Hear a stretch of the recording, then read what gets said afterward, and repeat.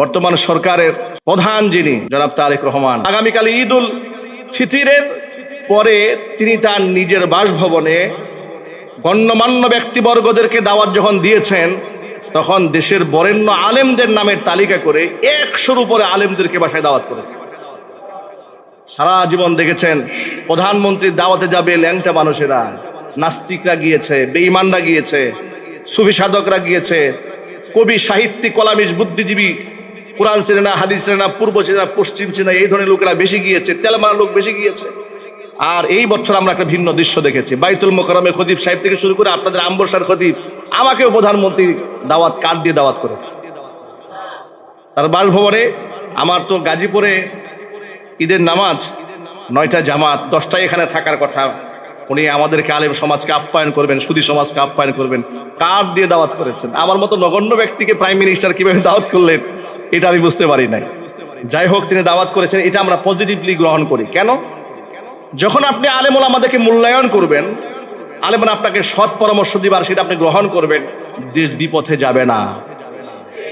যখন আপনি আলেমদেরকে বাইপাস করবেন, আপনি নাস্তিকদের আশকারা দেবেন, ওরা আপনার মাথার উপর বসবে, তখন কিন্তু দেশ হাসিনার দিকে রওনা হবে।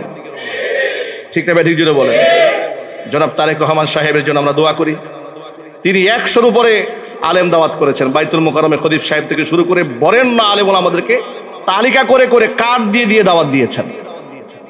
আল্লাহ পাক তার এই নেক উদ্যোগগুলোকে কবুল করেন, জোরে বলেন আমিন। সাথে সাথে তার যে সমস্ত এই মন্ত্রীরা উল্টাপাল্টা কথাবার্তা বলেন, আমি জনাব তারেক রহমান সাহেবকে বলবো যে এদেরকে আপনি একটু কন্ট্রোল করবেন। কথা বলেন ঠিক না? ঠিক। মানুষের উপর যেন তারা জুলুম না করেন, শোষণ না করেন, আপনার অর্জনকে তারা নষ্ট করে ফেলবে, এটা যেন না হয়। আল্লাহ রাব্বুল আলামিন যেন তাদের কবুল করেন, জোরে বলেন আমিন। যে কথা বলতে চেয়েছিলাম সেটা হচ্ছে এই যে ঈদুল ফিতর এটা মুসলমানদের আনন্দের দিন, কিন্তু এই আনন্দ আর ইহুদি খ্রিস্টানের আনন্দ এক নয়। ইহুদি আর খ্রিস্টানেরা আনন্দ করে কিভাবে শোনেন? ওদের আনন্দ হচ্ছে ওরা মদ্যপান করে, নাইট ক্লাবে যায়, বাজি ফুটায়, আতশবাজি করে, নামাজ কালামের ধার ধারে না, রবের স্মরণ রাখে না, অবাধ যৌনতা, এগুলা দিয়েই তোদের মনের চাহিদা মিটায়। কিন্তু ইমানদারদের মনের চাহিদা এগুলো দিয়ে মিটে না। ইমানদারদের মনের চাহিদা মিটায় নিজের আনন্দের মধ্যে অসংখ্য মানুষদেরকে, দরিদ্রদেরকে আনন্দে সামিল করে নেওয়ার মাধ্যমে। এই জন্য আল্লাহর নবী সাল্লাল্লাহু আলাইহি সাল্লাম মুসলিম উম্মার জন্য সাদাকাতুল ফিতর ওয়াজিব করে দিয়েছেন। এটা কেন দিয়েছেন? এটা হচ্ছে তু'মাতুল লিল মাসাকিন ওয়া তুহরাতুন লিস-সাইমিন। এটা হচ্ছে সারা মাস ভরে যে রমজানের রোজা আমরা রেখেছি, রমজানের রোজা রাখার পরে পরিপূর্ণ রোজা তো আমরা রাখতে পারি না, আমাদের ত্রুটি হয়েছে, কথাবার্তায় ত্রুটি হয়েছে, চোখের দ্বারা খেয়ানত হয়ে গেছে, হাত দ্বারা খেয়ানত হয়েছে, রমজানের পরিপূর্ণ হক আমাদের আদায় হয়নি। সাদকাতুল ফিতর আদায় করে দিলাম, মহান আল্লাহ পাক সাদকাতুল ফিতরের বিনিময়ে আমার রোজাকে পূর্ণাঙ্গ বানায় দিবে। তুহরাতুল লিস-সাইমিন, রোজাদারকে আল্লাহ পাক বানায় দিলেন। পক্ষান্তরে তু'মাতুল লিল মাসাকিন, এটা ফকির, অসহায়, দরিদ্র, মিসকিনদের এটা আহার্যের ব্যবস্থা হলো। আপনার ঘরে পায়েস থাকবে, গরিবের ঘরে পায়েস থাকবে না, রান্না হবে না, এটার নাম মুসলমানদের আনন্দ হতে পারে না। নবী করিম সাল্লাল্লাহু আলাইহি সাল্লাম বলেছেন, ওয়াল্লাহি লা ইউমিন, ওয়াল্লাহি লা ইউমিন, সেই ব্যক্তি ঈমানদার নয় যে নিজে আহার্য করে পেট পুরে পাশের বাড়ির মানুষ না খেয়ে থাকে, সেই ব্যক্তি ঈমানদার নয়। সুবহানাল্লাহ বলবেন না? ইসলাম আমাদের আনন্দ ভিন্ন জায়গায় দিয়েছে, আমাদের গুনার মধ্যে আমাদের কোনো আনন্দ নাই। এই জন্য আজকের শাওয়ালের চাঁদ ওঠার পরেই নামাজ ছেড়ে দেওয়ার একটা ব্যাপক প্রবণতা আপনারা দেখবেন। ঠিক কিনা বলেন?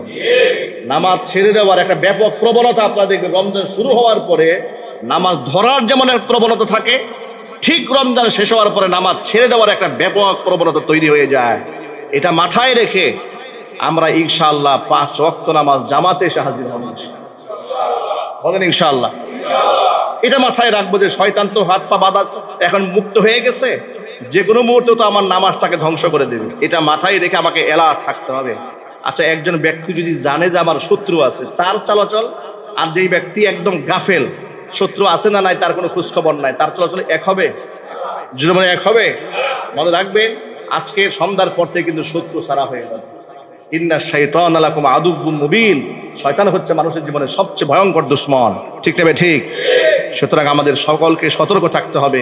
আজকের পর থেকে আরো বেশি অ্যালার্ট থাকবো আমরা ইনশাআল্লাহ। বলেন ইনশাআল্লাহ।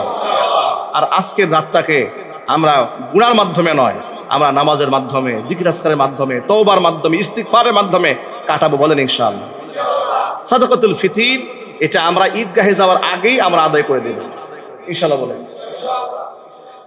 আপনাদের সাদাকাতুল ফিতির সম্পর্কে বিস্তারিত কথা হয়েছে, লম্বা কথা হয়েছে, শুধু এতটুকুন বলে দেব, সাদকাতুল ফিতির আর যাকাতের মধ্যে পার্থক্য এতটুকুন, যাকাত নেশাব পরিমাণ মালিকানা থাকতে হয় সারা বছর, আর সাদকাতুল ফিতির ওয়াজিব হয় তার উপরে যেই ব্যক্তি শুধুমাত্র ঈদ উল ফিতরের দিন ফজরের সময় এই সমতুল্য সম্পদের মালিক থাকে।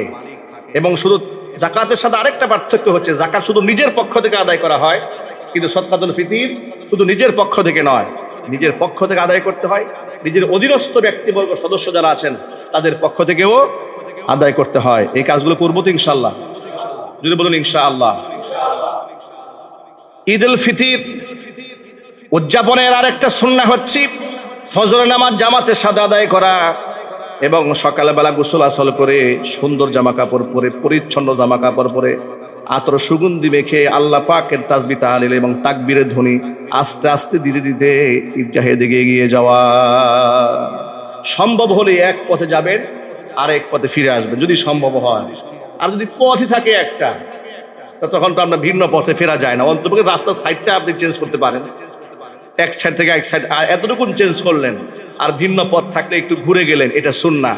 আল্লাহ পাক যেন রাস্তার প্রত্যেকটা অংশকে, জমিনের প্রত্যেকটা কদমে কদমে আমরা যে জবানে আল্লাহু আকবার ধ্বনি দিয়েছি এটাকে সাক্ষী বানাতে পারে, সেই তৌফিক আল্লাহ পাক দান করেন। এটা আমি মনে মনে ভাবতাম, এটা রাসূলের কোন হিকমা হতে পারে, কোন প্রজ্ঞার বলে নবী করিম সাল্লাল্লাহু আলাইহি ওয়াসাল্লাম বলেছেন ভিন্ন রাস্তায় হাঁটতে। পরে চিন্তা ভাবনা করে দেখলাম, আমি তো এক রাস্তায় আল্লাহ পাকের ধ্বনি দিয়ে গেছি, আল্লাহু আকবার লা ইলাহা ইল্লাল্লাহ ধ্বনি দিয়ে গেলাম আমি, কিন্তু আরেকটা রাস্তা দিয়ে যখন আমি হাঁটি তখন এই জমিন যেমন আমার জন্য সাক্ষী হয়েছে, কদম সাক্ষী হয়েছে, আরেকটা মাটিও আমার জন্য সাক্ষী হয়েছে। আল্লাহু আকবার বলেন।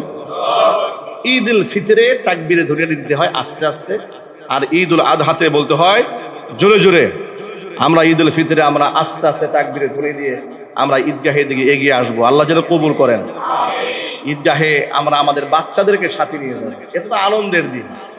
আমাদের সন্তানদেরকে আমরা ঈদগাহে সাথে করে নিয়ে যাব, এদেরকেও আমরা গোসল করিয়ে পরিচ্ছন্ন করে ঈদগাহে আমরা জামাতে শামিল করব, ছোট ছোট বাচ্চাদেরকে। নবী করিম সাল্লাল্লাহু আলাইহি ওয়াসাল্লাম এত বেশি উদ্বুদ্ধ করতেন, ইসলামের প্রাথমিক যুগে নারীদেরকেও ঈদগাহে শামিল করা হতো। আল্লাহু আকবার, নারীদেরকেও ঈদগাহে শামিল করা হতো। আমার বন্ধুগণ, এই জন্য ঈদ উল ফিতরের অন্যতম সুন্নাহ হচ্ছে সাদকাতুল ফিতর আগে আদায় করা, ফজরের নামাজ জামাতের সাথে আদায় করা এবং তাকবীরের ধ্বনি দিয়ে ঈদগাহের দিকে এগিয়ে যাওয়া। ঈদের নামাজের পরে সম্ভব হলে আত্মীয় স্বজনের কবর জিয়ারত করবেন, যদি কবরগুলো কাছে থাকে, কবর যদি দূরে থাকে দূর থেকে তাদের জন্য দোয়া করবেন। আত্মীয় স্বজন বন্ধু বান্ধবদেরকে নিজের বাড়ির দাওয়াত দিবেন, তাদের বাড়িতে যাবেন, খোঁজ খবর নেবেন। দূরে হয়ে গেলে মোবাইল ফোনের মাধ্যমে তাদের সাথে যোগাযোগটা মেনটেন করবেন। মনে রাখবেন, সিলায়ে রেহেম, আত্মীয়তার সম্পর্ক রক্ষা করায় এত বড় ইবাদত। নবী করিম সাল্লাল্লাহু আলাইহি ওয়াসাল্লাম হেরা গুহা থেকে একেবারে অস্থির হৃদয় নিয়ে যখন খাদিজাতুল কুবরা রাদিয়াল্লাহু তাআলা আনহার গৃহে প্রবেশ করেছিলেন, হুজুর ভয় পেয়েছিলেন, জিবরাইল আমিনের বুকের আলিঙ্গনে চাপ খেয়েছিলেন। রাসূল সাল্লাল্লাহু আলাইহি ওয়াসাল্লাম বলেছিলেন, জাম্মিলুনি ইয়া খাদিজা কাদ খাশিতু আলা নাফসি, আমি নিজের উপর শঙ্কা বোধ করছি, আমি ভয় পেয়েছি, আমার তো ভয় হচ্ছে, না জানি কি হয়ে যায়। খাদিজাতুল কুবরা রাদিয়াল্লাহু তাআলা আনহা তখন তাকে এই কথা বলে সান্ত্বনা দিয়েছিলেন, ওয়াল্লাহি ইয়া আবুল কাসেম লা ইখজিকাল্লাহু আবাদা, হে আবুল কাসেম, কাসেমের পিতা, কসম আল্লাহ পাকের, মহান আল্লাহ পাক কখনো আপনাকে লাঞ্ছিত করবেন না। কেন লাঞ্ছিত করবেন না? আপনার মধ্যে এই কোয়ালিটি আছে। এই কোয়ালিটিটা কি? এই অংশটা ভালো করে শুনেন। খাদিজাতুল কুবরা রাদিয়াল্লাহু তাআলা আনহা তখন বলেছিলেন, ইন্নাকা লা তাসলিউর রাহিমা, আপনি তো আত্মীয়তার সম্পর্ক জুড়াই রাখেন। সুবহানাল্লাহ বলেন। এটা কত বড় গুণ। আজকে আমাদের আত্মীয়তার বন্ধন নাই, সম্পর্ক এত নষ্ট হচ্ছে ইদানিং। ভাইয়ে ভাইয়ে দ্বন্দ্ব লেগেছে, বনে বনে দ্বন্দ্ব লেগেছে, সম্পদ নিয়ে মারামারি হচ্ছে, কাটাকাটি হচ্ছে, জমি জামা নিয়ে ভাগাভাগি নিয়ে খুনাখুনি হচ্ছে। গতকালকে এক ভিডিওতে দেখেছি, সন্তানেরা বাবাকে পিটাইয়া রক্তাক্ত করে বাড়ির সামনে ফেলে রেখে দিয়েছে। প্রতিবেশীরা এসে তাকে হসপিটালে নিয়ে যাবে, এই দেহটাকে ধরতে দিচ্ছে না। বাবাকে সন্তানরা মেরে রক্তাক্ত করে বাড়ির সামনে ফেলে রেখে দিয়েছে জমি জমা বন্টন নিয়ে। নিজের সন্তানরা পিতাকে পিটিয়েছে। আহারে, আমরা আমাদের সন্তানদেরকে এভাবে করেছি? আমরা আমাদের সন্তানদেরকে আমরা দিন শেখাতে চাই। গত রাত্রে এক কলেজের অধ্যাপক, সম্ভবত দেখলাম শিক্ষিত মানুষ, তিনটা কলেজে শিক্ষকতা করেছেন, এমন শিক্ষিত মানুষ সন্তানদের দ্বারা নির্যাতন করে সন্তানদের ব্যাপারে বলেছেন যে সন্তানটা তাকে ঘর থেকে তাড়িয়ে দিয়েছে, তার সাথে খারাপ ব্যবহার করেছে। এই যে হাহাকার, এই যে আমাদের আর্তনাদ, এই যে আমাদের পিতাদের চোখের পানি কেন হয়েছে? আমরা দিন থেকে দূরে সরে গিয়েছি। আমরা আমাদের সন্তানদেরকে দিন শিখাই নাই। গোটা পৃথিবী আমাদের সন্তানদের হাতের মুঠো ধরিয়ে দিয়েছে, কিন্তু আমরা কোরআন থেকে আমাদের সন্তানদেরকে দূরে সরাই দিয়েছি। কথা ঠিক না ঠিক বলেন? কোরআন থেকে দূরে সরিয়েছি, পৃথিবী তাদের হাতে মুঠোর মধ্যে এনে দিয়েছি। আমাদের সন্তানদের মধ্যে আল্লাহর ভয় আমরা ঢুকাতে পারি নাই, তাদেরকে নামাজি বানাতে পারিনি, আমরা ব্যর্থ হয়েছি। এই জন্য সেলাই রেহেম, আত্মীয়তার সম্পর্ক রক্ষা করা, এটা কত বড় ইবাদত।